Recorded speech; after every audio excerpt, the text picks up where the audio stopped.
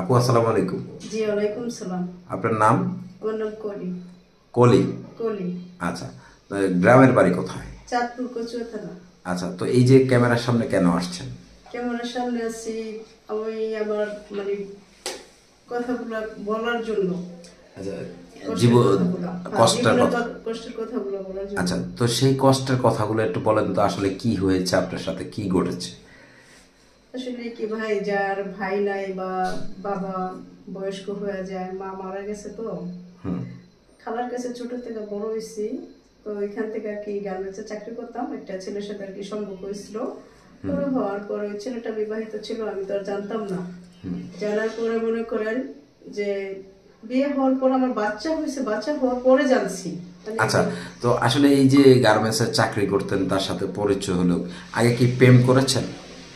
না, প্রেম বলতে আমি প্রেম এগুলো তো বুঝি নাই, মানে ছেলেটা আর কি পছন্দ করতো আমারই। আচ্ছা, তো আপনি তাকে পছন্দ করতেন না? না, তেমনটা করতাম না, কারণ কিরকম জানি মনে হইতো। কিন্তু তারপরে দেখা গেছে অনেকদিন গেছে, যাওয়ার পরে 7-8 মাস আমার পিছে ঘুরছে, ঘোরার পরে আর কি আমার পছন্দ হয়েছে। আপনার পছন্দ হয়েছে? মানে তার পছন্দের আর কি এখন আমার পছন্দ, মানে এত যেহেতু এত কিছু করে ঘুরে, মানে সবসময় আমার পিছে ঘুরে, তো আমি মনে করছি যে হয়তো আমার সত্যিকারই ভালোবাসে বা এরকম একটা কিছু মনে করছি। আচ্ছা, তো আসলে এই যে গার্মেন্টসে পরিচয়ের মানুষটা কেমন, সেটা কি আগে বুঝতেন না? না, সে তো গার্মেন্টসের ভিতরে তো আয়রন ম্যান ছিল, ভালো ছিল। আচ্ছা, আসলে কতদিনে আপনার পিছনে ঘোরার পরে আপনাদের সম্পর্ক হয়ে তৈরি হলো? 8 মাস। 8 মাস? তো 8 মাসে কি তার সাথে কোথাও ঘুরতে গিয়েছিলেন? না, আমি বলি নাই। সিনেমা দেখেছেন? না না না, সিনেমাও দেখেন নাই? না। গোলাপ ফুল দেন নাই? না। মানে সে আপনাকে দিয়েছে কিনা? আমার পাঠাইছে আরেকটা মেয়ের মাধ্যমে, কিন্তু কয়েকবার পাঠাইছে, আমি নেই নাই। আচ্ছা, মানে অনেকবার পাঠাইছে? জি। আচ্ছা, তো সেই 8 মাসের মধ্যে কি একবারও ভালোবাসা দিবস পড়ে নাই? পড়ছে, কিন্তু আমরা বলছিল ঘুরতে যেতে, আসল কথা কি ভাই, আমি যাই নাই। জান নাই? আচ্ছা, লাস্টের বার যখন গেছি তখন আর কি সম্পর্কটা হয়ে গেছে। মানে লাস্টের বার গিয়েছিলেন? কোথায় ঘুরতে গেছিলেন? সেটা গেছিলাম রমনা পার্কে। রমনা পার্কে? আচ্ছা, সেখানে কি বুট বাদাম খাওয়া হয়েছে না হয়নি? হ্যাঁ, সত্যি কথা বলতে হ্যাঁ, খাওয়া হয়েছিল। হ্যাঁ। আচ্ছা, তো আসলে এই যে 8 মাস একটা লোক আপনার পিছনে ঘুরলো, এরপর হইল গিয়া তার সাথে সম্পর্ক হলো, সম্পর্কের পরে বিয়ে কত মাস পরে হয়েছে? বিয়ে আমাদের 8 মাস পরেই হয়েছে। 8 মাস পরেই হয়েছে? আচ্ছা, কত বছর সংসার করেছেন তার সাথে? সংসারের বয়স আমার 7 বছর। 7 বছর? আচ্ছা, 7 বছর সংসার জীবন, মানে যখন বিয়ে বসছেন, দুজনকে পছন্দ করে বিয়ে হলো, বিয়ের পরে কি আপনি গার্মেন্টস চাকরি করতেন নাকি করতেন না? না, বিয়ের পর আমি গার্মেন্টসে চাকরি করছি, কারণ ওর আগের ওয়াইফ ছিল, এটা তো আমি জানতাম না। আচ্ছা, তো এটা জানলেন কতদিন পর বিয়ে? এটা জানছি আমার একটা বেবি হয়েছে, বেবি হওয়ার পরে জানছি। মানে বিয়ের 1 বছর পর? জি। আচ্ছা, মানে 1 বছর পরে বাবু হয়েছে? না না, বিয়ের 1 বছর পর না, বাবু হয়েছে তার 1.5 বছর পরে। আচ্ছা, তো আপনি জানতে পারছেন কতদিন পর? আমি জানতে পারছি আমার বাবু হওয়ার পরে 1 বছর পরে জানতে পারছি। আচ্ছা, তো এর আগে যখন বিয়ে হয়েছে তখন কি চাকরি করতেন? জি। আচ্ছা, তো চাকরি কেন করতেন? একটা মেয়ে মানুষ তো মনে করেন বিয়ের পরে স্বামীর উপরে থাকতো, তো সে কি চালাইতে পারতো না ওইভাবে? না, তার তো মনে করেন যে সংসার ছিল, এটা তো আমি জানতাম না। তার সংসারে সে টাকা দিত, মানে আমার দিত না। বেতন পেয়ে 1000 টাকা দিয়ে দিত, আমার টাকা দিয়ে রুম ভাড়া, খাওয়া দাওয়া কি সব কিছু করতো। মানে আপনি কিছুটা লাগলো ও করতো। আচ্ছা, কিছু টাকা দিত? তো আসলে বিয়ে তো বসে মানুষ সুখের জন্য, তাই না? তো তারপরও চাকরি করা লাগলো, এটা কি হলো? ভাই তখন তো আসল কথা কি, বয়সটা কম ছিল, বুঝি নাই। আচ্ছা, মানে বয়স কম ছিল আপনার? আপনার কত বছর বয়সে বিয়ে হয়েছিল? আমার বিয়ে হয়েছে তখন 13 হবে। 13 বছর বয়সে? আচ্ছা, তো আসলে যেটা আপনি বললেন আপনার বাবা মা নেই, ভাই নেই, এই বিষয়টা নিয়ে যদি একটু কিছু বলতেন। আসলে বাবা মা কি হয়েছে, ভাই কি হয়েছে? মা মারা গেছে আমি যখন ছোট 9 বছর, তখন মারা গেছে। আর বাবা আছে, মানে গ্রামের ফুফুর কাছে থাকে। আচ্ছা, মানে বাবা কি আরেকটা বিয়ে করেছে? না না না, বাবা বিয়ে করে না, বাবা মানে অনেক বয়স্ক তো। অনেক বয়স্ক। হ্যাঁ। আচ্ছা, তো এই যে মানে আপনার যে তো কোনো গার্ডিয়ান নাই, বিয়েতে কি আপনার কোনো গার্ডিয়ান ছিল না ছিল না? বিয়েতে আমার গার্জিয়ান ছিল, আমার খালা ছিল।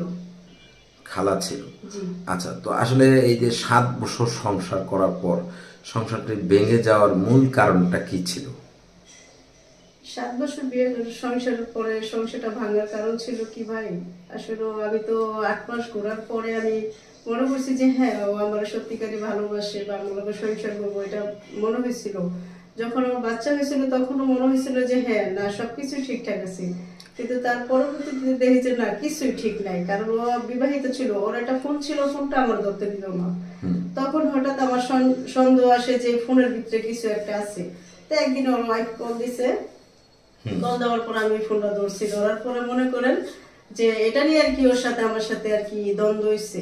ওই মেয়ে বলতেছে আপনি কে, আমি বলতেছি আপনি কে। ওই মেয়ে বলতেছে এটা আমার স্বামী, আমিও একই কথা বলতেছি। এটা নিয়ে আর কি অনেক। আপনি কি বলছেন আপনারও স্বামী? জি। তো সেটা একটু স্পষ্ট করেন। মানে আমি বলছি আমার স্বামী, উনি ওই জায়গা থেকে ফোন দিয়ে বলতেছে যে ওনার স্বামী। এটা নিয়ে আর কি দুজনের ফোনের ভিতরে মানে ঝগড়াঝাটি চলতেছিল। আচ্ছা, এরপর আসলে কি ঘটেছে? এরপর ও বাসায় আসলো, বাসায় এসে আমার অনেক মারছে যে আমি ওর ফোন কেন রিসিভ করছি এসে। আর আমি বলতেছি আপনি বিবাহিত, বলতেছে না আমি বিবাহিত না। মানে এগুলো সব কিরা কোসুন এটা আর কি অস্বীকার করতেছে। তো সত্য তো আর কখনো চাপা থাকে না, সত্য বের হয়ে গেছে। ওর ওয়াইফ ডাকা আসছে, আইসা আর কি বাসার ঠিকানা, ওই যে গার্মেন্টসে চাকরি করি গার্মেন্টসের ঠিকানা দিয়া ঢাকা এসে ওই বাসার ঠিকানা বাই করছে।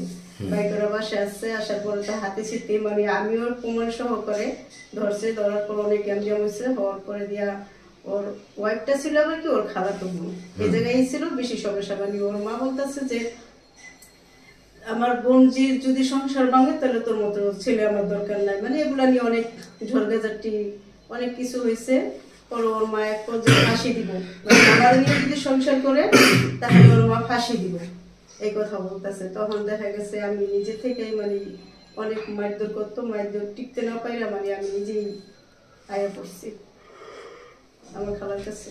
আচ্ছা, এই যে সংসার ভেঙে ফেললেন, সন্তানটা কার কাছে?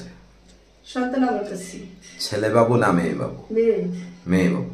আচ্ছা, তো এখন আসলে এই যে মানে নতুন করে কি বিয়ে শাদী বসতে চাচ্ছেন নাকি মানে কি চাচ্ছেন? মূলত ক্যামেরার সামনে কেন আসছেন?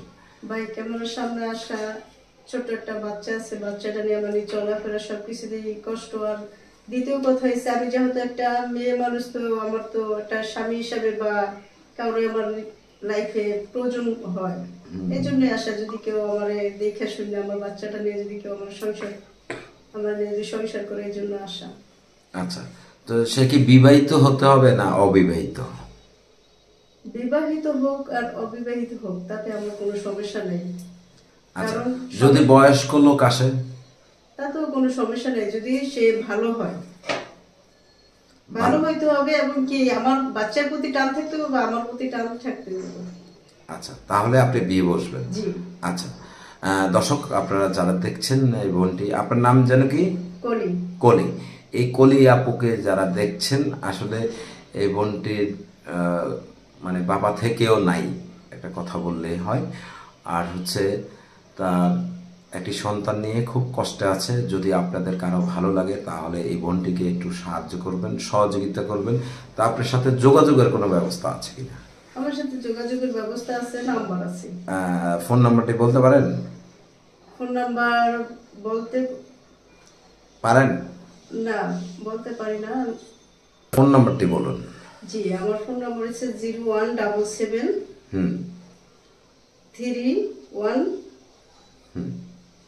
99 বলেন 438।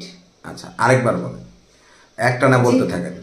0177 31 99 438। আচ্ছা, নাম্বারটা ঠিক আছে তো? জি, আমার নাম্বার ঠিক, সঠিক বলেছেন তো? জি। আচ্ছা, দর্শক আপনারা সকলে ভালো থাকবেন, সুস্থ থাকবেন। এই বোনটিকে আপনারা একটু সহযোগিতা করবেন, সহযোগিতার হাত বাড়িয়ে দিবেন। সে পর্যন্ত সবাই ভালো থাকবেন। দেখা হবে অন্য কোথাও অন্য কোনো ভিডিও নিয়ে।